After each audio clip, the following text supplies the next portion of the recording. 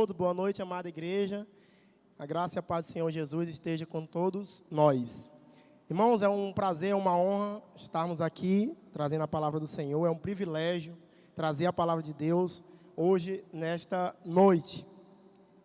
Irmão, nós vimos tantos louvores maravilhosos, tantos louvores bons, né, da gente ouvir, que nós saímos daqui agraciados, felizes. E Deus, o nosso Deus, Ele é tão maravilhoso. O nosso Deus, Ele é tão misericordioso. O nosso Deus, Ele é tão bondoso. O nosso Deus, Ele é paciente. Certamente vocês já perceberam que muitas pessoas falam isso. Muitas pessoas, na sua grande maioria, falam isso, que Deus Ele é maravilhoso, que Deus Ele é misericordioso. Mas por que Deus é assim? Por que Deus Ele é maravilhoso? Por que Deus é tudo isso?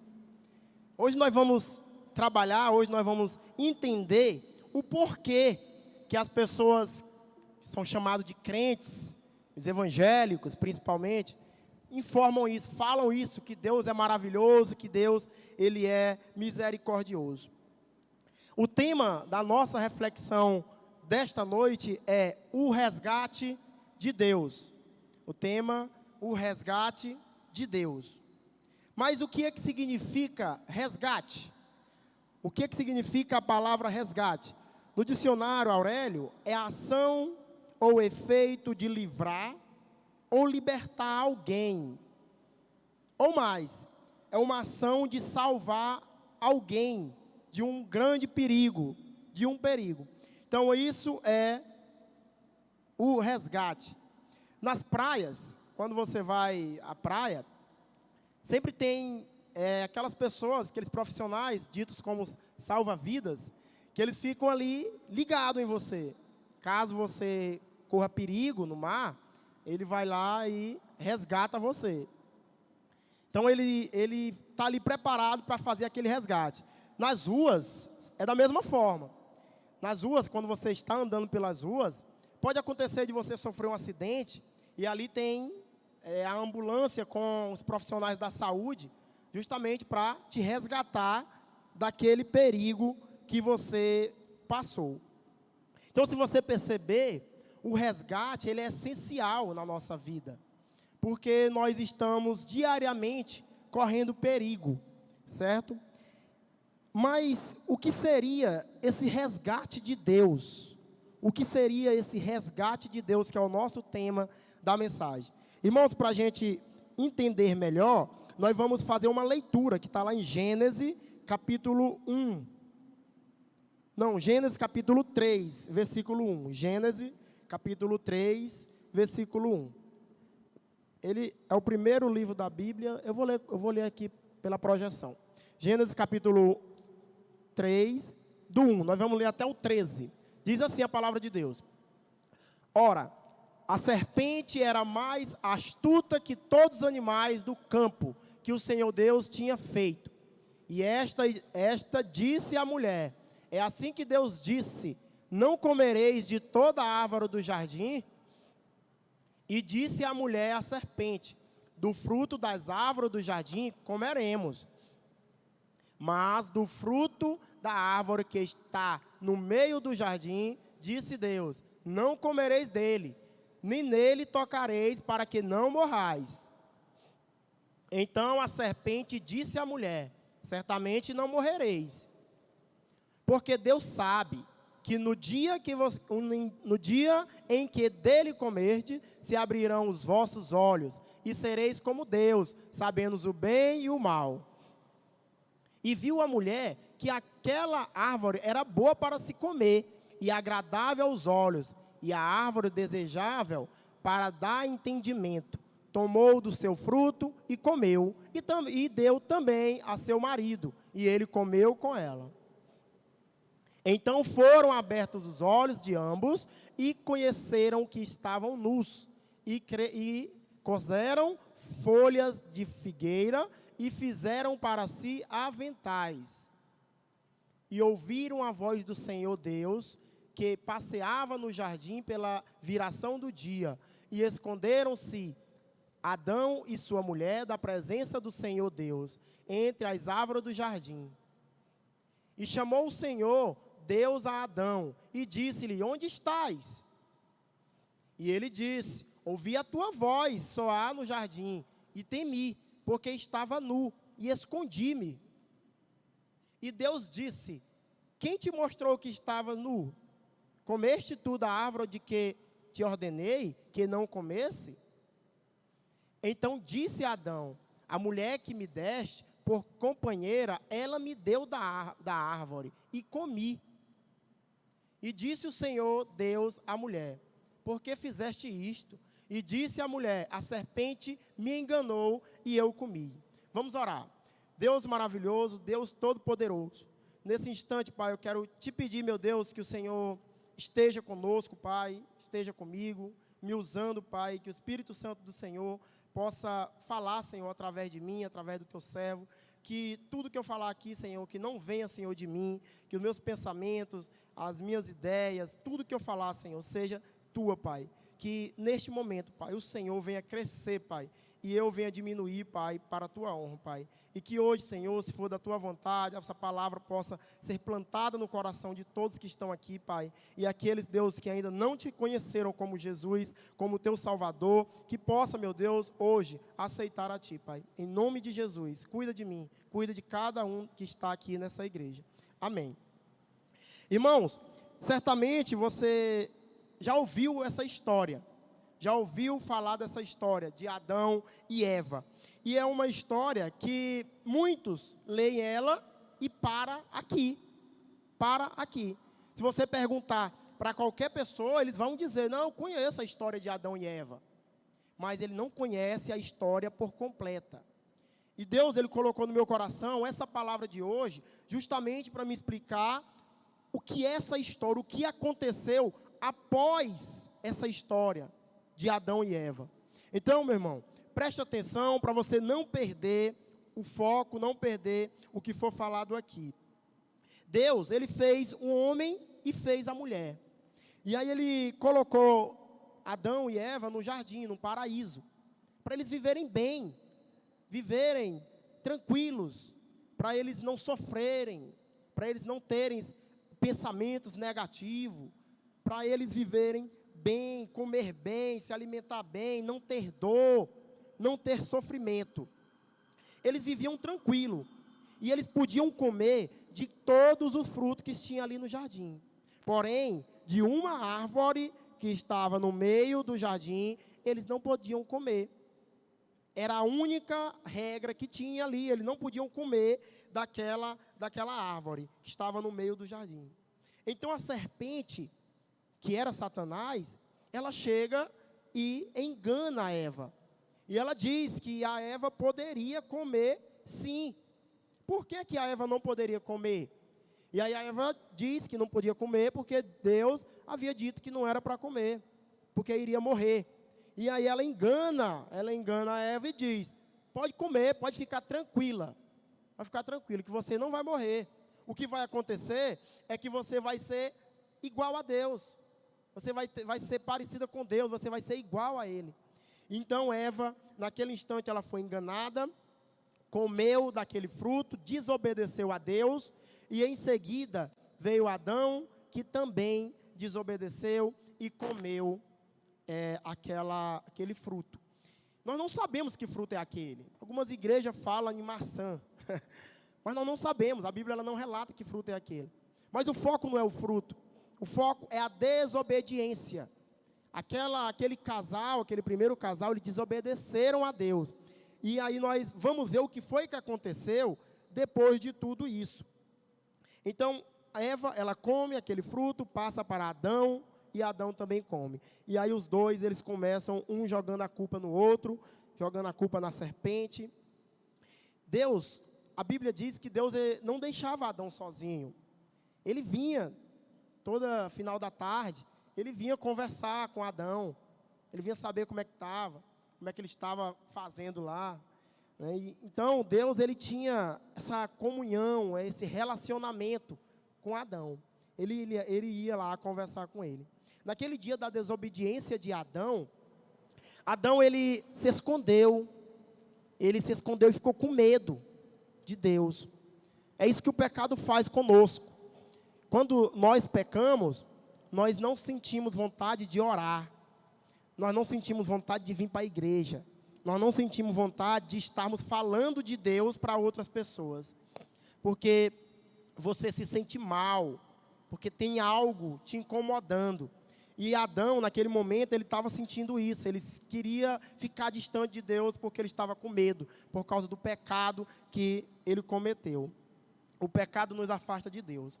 Você pode falar, isso eu já sei, essa história eu já conheço. Não está falando nada demais.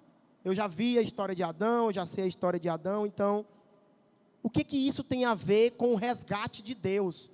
O que essa história tem a ver com o resgate de Deus? Calma, vamos ler Romanos 5,12. Nós vamos ler Romanos 5,12 e aí nós vamos entender o que foi que aconteceu. Talvez você esteve em alguma outra igreja, que essa igreja não lhe repassou isso, e nós vamos entender para você sair daqui entendido do que aconteceu. Então, Romanos 5,12 diz assim, ó: portanto, como por um homem entrou o pecado no mundo, e pelo pecado a morte, assim também a morte passou a todos os homens. Por isso que todos pecaram. Todos pecaram. Quem foi esse homem? Quem foi esse homem que está falando aqui que por um homem entrou o pecado no mundo? Adão. O pecado, ele entrou por Adão. E o pecado de Adão, ele contaminou toda a humanidade. O pecado de Adão contaminou a mim, contaminou a você, contaminou toda a humanidade. Então, nós temos que entender isso, que esse pecado ele foi hereditário. Ele passou para toda a humanidade. As cartas de Paulo aos Romanos, ele fala toda essa história. Depois, se você quiser ler mais a fundo, ler Romanos, você vai entender ainda melhor. Agora vamos ver o versículo lá em Romanos, capítulo 3, versículo 23. Olha aí. Vamos botar, o Giovanni vai colocar. Romanos, capítulo 3, 23. Olha o que aqui diz. Porque todos pecaram e destituídos estão da glória de Deus. O pecado de Adão fez com que todos pecassem e estamos fora da glória de Deus. Em outras palavras, nós estamos expulsos do paraíso. Expulso do céu. Todos pecaram. Não existe um que não pecou. E esse pecado, estamos falando do pecado original. O pecado de Adão, que contaminou toda a humanidade. Então o ser humano agora tem pecado. Depois disso, depois que esse pecado surgiu, iniciou, o ser humano agora ele é mau. O ser humano é maldoso. O ser humano só pensa maldade. O ser humano é invejoso. O ser humano, ele não quer o bem do seu próximo. Eu costumo dizer, não que eu fiz uma pesquisa, mas pela lógica, pelo tempo que a gente vai observando as pessoas, a gente percebe que o ser humano ele não quer o bem do seu próximo, na sua grande maioria. Se nós fôssemos colocar em porcentagem, eu diria que 90% do ser humano quer o nosso mal, quer o seu mal. 90%. Ele não quer que você cresça em absolutamente nada. Mas finge de conta que quer. O ser humano é mau. 5%, ele quer o seu bem. Ele quer o seu bem. Mas ele só quer que você chegue até onde ele está. Ele não quer que você passe dele.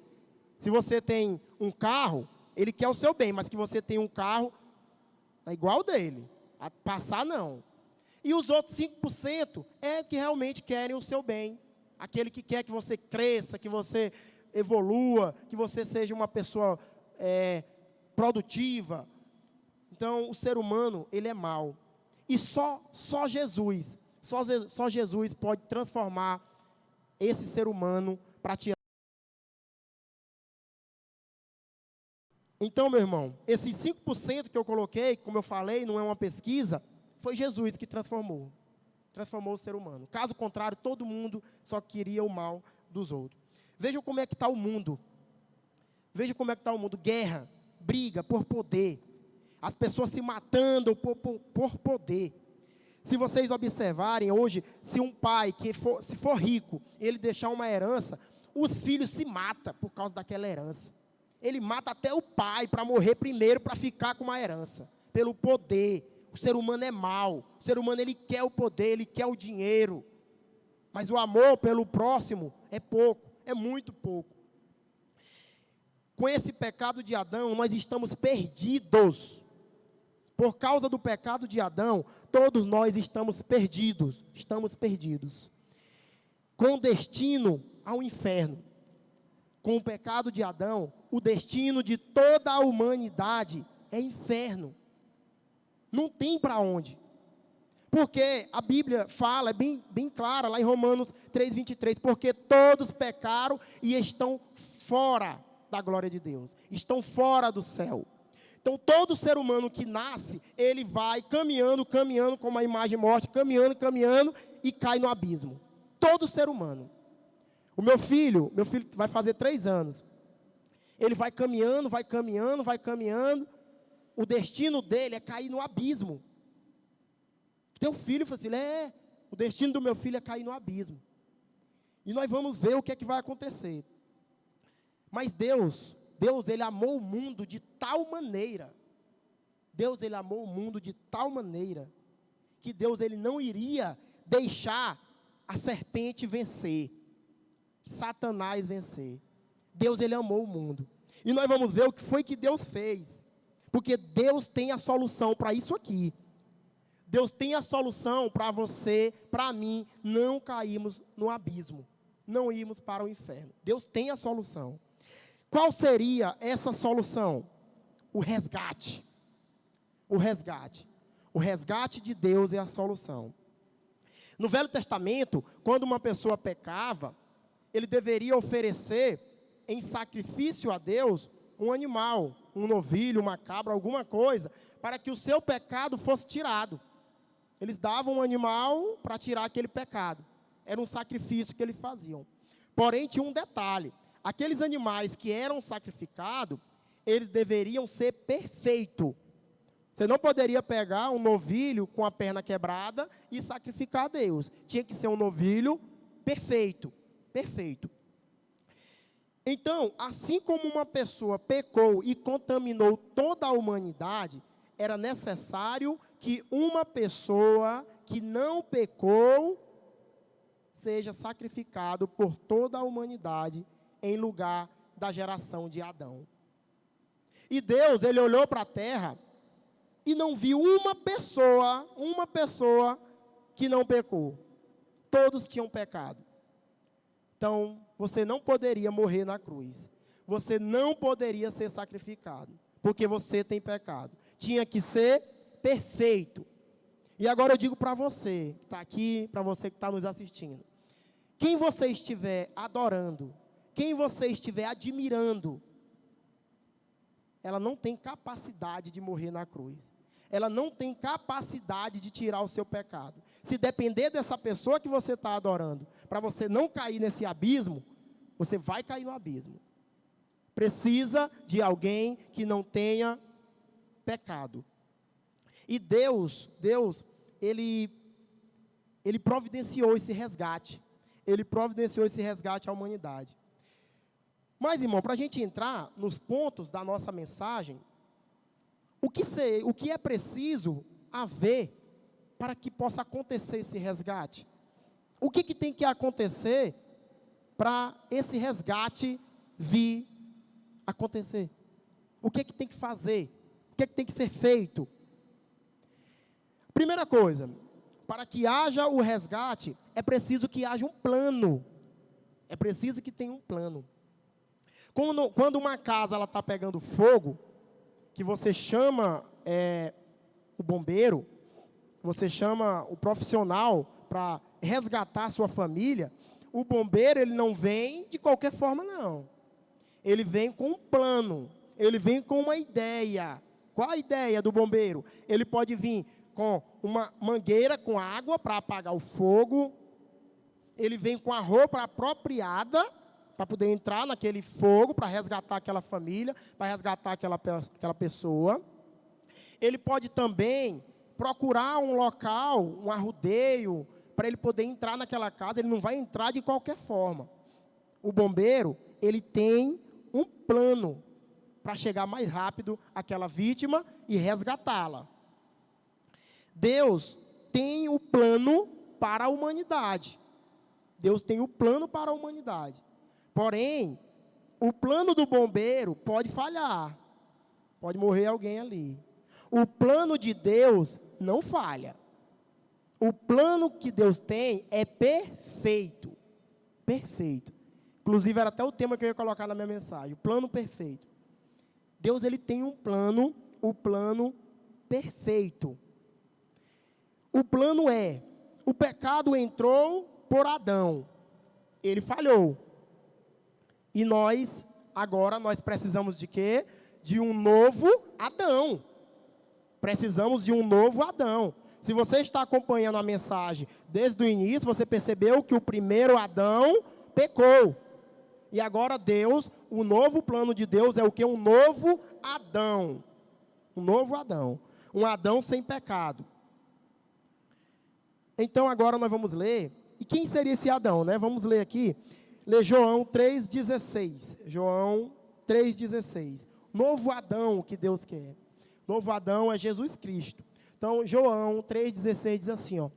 Porque Deus amou o mundo de tal maneira que deu o seu Filho unigênito para que todo aquele que nele crê não pereça, mas tenha a vida eterna.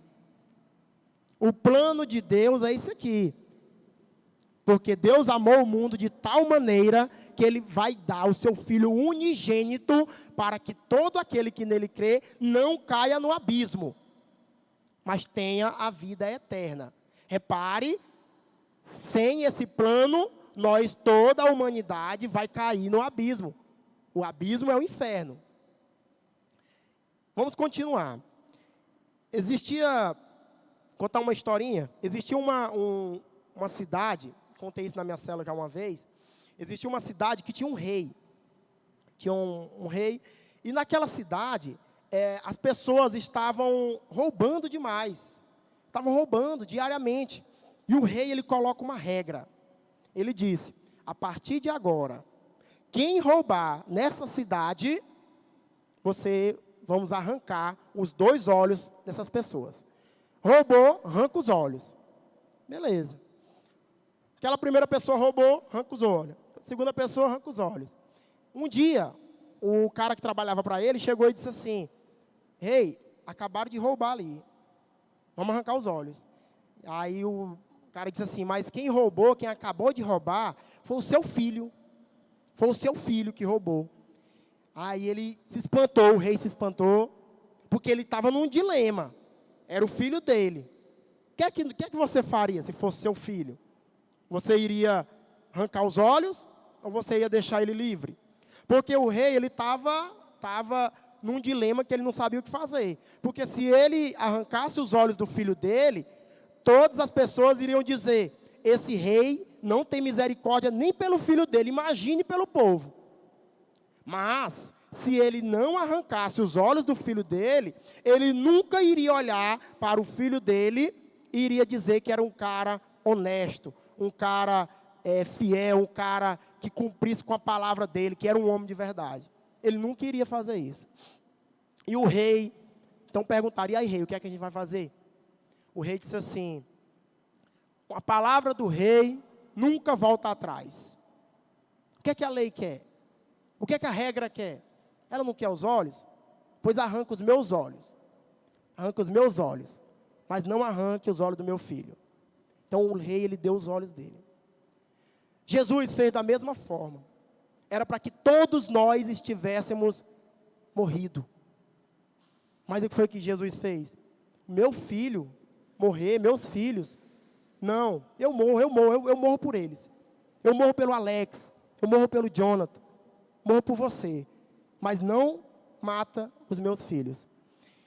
Então, meu irmão, vamos continuar depois dessa história, para a gente entender melhor o que foi que aconteceu. Para que haja um resgate, é preciso primeiro um plano. O plano já foi mostrado, Jesus Cristo. Mas para que haja o resgate, também é preciso que tenha uma atitude, uma ação. Porque não adianta ter só o plano, tem que ter ação. Aquele plano tem que ser o que? Executado. O plano tem que ser executado. É preciso que não apenas haja esse plano, é preciso executar. Assim como um bombeiro, ele deve colocar em prática aquilo que ele está fazendo, quando ele vem para salvar alguém, que ele veste aquela roupa, que ele procura o local ideal, que ele traz a água, ele precisa ligar a bomba, ele precisa apagar aquele fogo, ele precisa vestir a roupa, mas ele precisa entrar na casa para salvar aquela pessoa. Não adianta ele só planejar, ele precisa planejar e precisa executar o plano. Precisa executar o plano. Jesus também precisava executar esse plano.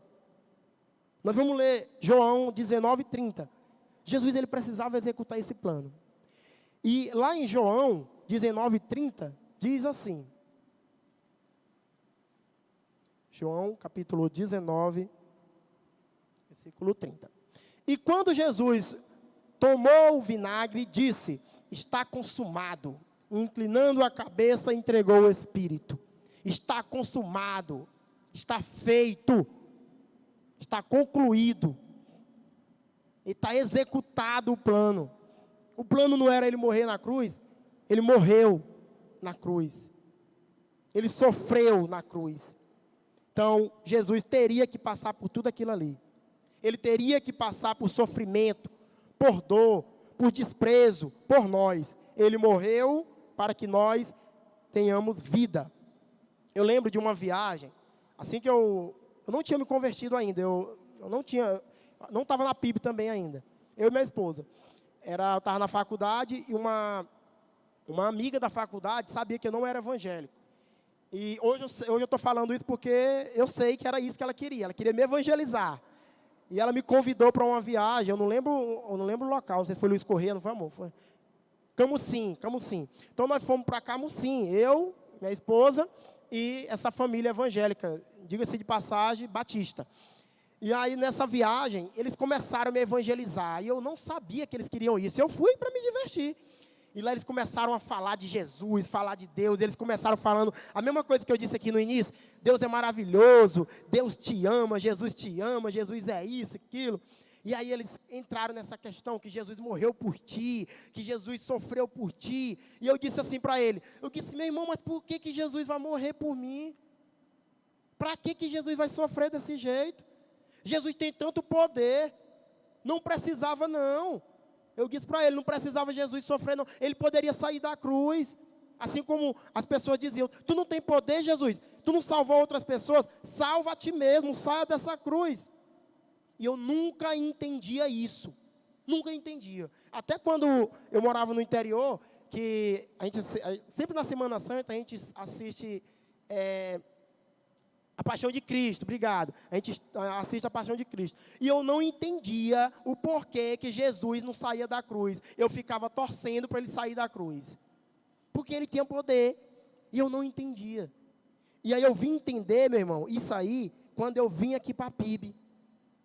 Passei por um discipulado. E aí foi onde me contaram, me disseram o porquê que Jesus não saiu da cruz. Vamos ler bem aí Mateus 16, 22. Pedro fez a mesma coisa. Pedro também não entendia. Olha aí o que diz Mateus 16, 22. E Pedro tomando... Jesus ele estava falando, né, dizendo que precisava morrer, que precisava sofrer, que precisava morrer na cruz para depois ressuscitar, ele precisava ser sacrificado. Olha o que foi que Pedro falou. E Pedro, tomando-o de parte, começou a repreendê-lo, dizendo... Senhor, tem compaixão de ti, de modo nenhum te acontecerá isso. Ele, porém, olha o que Jesus diz, voltando-se, disse a Pedro, para trás de mim, Satanás, que me serves de escândalo, porque não compreendes as coisas que são de Deus, mas só as coisas que são dos homens. Olha o que foi que Jesus falou para Pedro. Pedro da Bíblia. Afasta de mim, Satanás. Ali era coisa de Satanás. Então Jesus tinha que morrer na cruz mesmo. Se Jesus não tivesse morrido na cruz, nós não estávamos aqui não. Era necessário Jesus morrer na cruz. Com essa atitude de nosso Deus, nós temos a chance de passarmos pelo abismo rumo ao céu, Giovanni. Nós temos a chance de passar por esse abismo, através de Jesus Cristo. Eu falei que para que haja um resgate, é necessário que nós tenhamos um plano, é necessário que tenha uma atitude, e por último, é necessário que a pessoa precisa aceitar esse resgate. É necessário você aceitar esse resgate. Tem o plano, ele foi executado. A pergunta é: você quer esse resgate? Você aceita esse resgate de Deus? Quando uma pessoa, ela quer cometer suicídio, que ela vai, sei lá, para cima de um prédio querendo cometer o suicídio, o resgate vai. Quando chega lá, o resgate, ele leva uma corda, ele leva o plano e tal, ele leva, e aí a pessoa quer se jogar, ele dá a corda, a pessoa não pega. Ele dá a mão, a pessoa não pega. Ele não está querendo resgate. Não está querendo resgate. Então, a terceira coisa é aceitar o resgate. E se a pessoa que é para ser resgatada não quer aquele resgate, infelizmente essa pessoa vai morrer. Ela vai pular mesmo da ponte e vai morrer do prédio. Vai cometer um suicídio. João 1, 10, 11. Nós vamos ler agora. Então, não adianta. Se tem o resgate e você não aceita aquele resgate, você vai morrer. João 1, 10, nós vamos ler até o 11. Diz assim, ó: estava no mundo e o mundo foi feito por ele. E o mundo não o conheceu. Veio para o que era seu e os seus não o recebeu. Deus, Jesus, Ele fez tudo por você, tudo por mim, tudo por nós. Mas, às vezes, nós não recebemos, nós não queremos esse resgate. E a pergunta é: qual é a sua resposta? Qual é a sua resposta diante de tudo isso que Deus fez por você? Para você não cair naquele abismo. Porque você viu a imagem, que agora você tem uma ponte, você tem como passar por aquele abismo. Tem como passar por aquele abismo. Você pode dizer assim: eu estou indeciso, eu não sei se eu vou para lá, se eu vou para cá. Existe uma história que é contada por muitos pregadores, eu vou repeti-la, que existia, o cara morreu, a pessoa morreu, e aquela pessoa estava indeciso, não sabia para onde ia. E aí ele ficou em cima de um muro. E de um lado, do lado direito, estava o céu. Estavam os anjos lá no céu, aquela calmaria, aquelas coisas boas. Do outro lado, tinha o inferno, tinha Satanás e os seus demônios. E do lado do céu, estavam os anjos chamando: ei, vem para cá, aqui é maravilhoso, aqui é bom. Venha para cá que você vai ter vida, vem para cá. E do outro lado, do lado de Satanás, que era para estar chamando, estavam calados. Eles não falavam nada. E aí o cara ficou: sabe que negócio é esse? Aí ele perguntou para Satanás. Ele disse: por que é que vocês não me chamam? Por que esse outro lado aqui está me chamando e você não está me chamando? Ele disse: porque o muro é meu. Se você permanecer em cima do muro, já é meu. Então, a nossa decisão precisa ser tomada. Se a gente ficar em cima do muro, já é de Satanás. O muro já é dele. É aquela história: nasceu, é caminhando até o abismo, não tem para onde. Infelizmente, é assim. Lá em Romanos, capítulos 10, 9, Giovanni vai colocar, ele diz o que é que nós temos que fazer. O que é que nós temos que fazer? Jesus fez tudo por nós. E o que é que nós temos que fazer? Olha aí. A saber, se com tua boca confessares ao Senhor Jesus e em teu coração creres que Deus o ressuscitou dentre os mortos, serás salvo. Com a tua boca confessar a Jesus, com teu coração tu crê. Então é necessário que você confesse a Jesus, que você crê no seu coração. Crê em quê, Francílio? Crê no que eu acabei de falar, segundo a palavra de Deus. Eu não estou inventando história, não. Estou repassando o que a Bíblia nos mostra. Então é necessário que você confesse a Deus. Hoje nós temos uma ponte. Um dia essa ponte não vai existir. Isaías 55:6. Um dia essa ponte não vai existir. Você sabia disso? Que não vai existir essa ponte. Isaías 55:6 diz: buscai ao Senhor enquanto se pode achar. Invocai-o enquanto está por perto. Vai ter um dia que não vai ter mais essa ponte. Quando Jesus voltar, Ele vai levar o seu povo. E acabou, meu irmão. Acabou. Não vai ter ninguém para pregar mais não. Já era. Já era. Nossa vida, ela tem um prazo de validade. Essa vida tem um prazo de validade. Às vezes nós não damos moral para isso, porque nós somos jovens. Nós somos jovens. Converse com uma pessoa idosa. Converse com uma pessoa idosa. A primeira coisa que ela vai dizer, se ela não for cristã, ela vai dizer assim, ó, viva a vida. Viva a vida, que a vida passa rápido demais. A qualquer momento tu pode morrer. Se ela for cristã, ela vai dizer assim, aceita Jesus. Aceita Jesus. Hoje eu me arrependo do tempo que eu fiquei distante do Evangelho. Passei 20 e poucos anos distante do Evangelho. Então nossa vida, ela tem um prazo de validade. Nós iremos morrer. Iremos para onde, meu irmão? Para onde nós iremos? O salário do pecado é a morte, mas o dom gratuito de Deus é a vida eterna. Em Jesus Cristo, está lá em Romanos 6:23. A vida eterna é um dom que Deus nos dá, grátis, grátis. Qualquer igreja que estiver cobrando isso, não é o dom de Deus, não é a vida eterna. A vida eterna é grátis. E eu quero que a igreja ore nesse instante. Eu quero fazer uma pergunta para você, que talvez ainda não foi resgatado por Deus. Você que ainda não tinha entendido essa história, a história do Salvador. Você talvez só sabia da história de Adão e Eva, até ali pronto, só aquilo ali.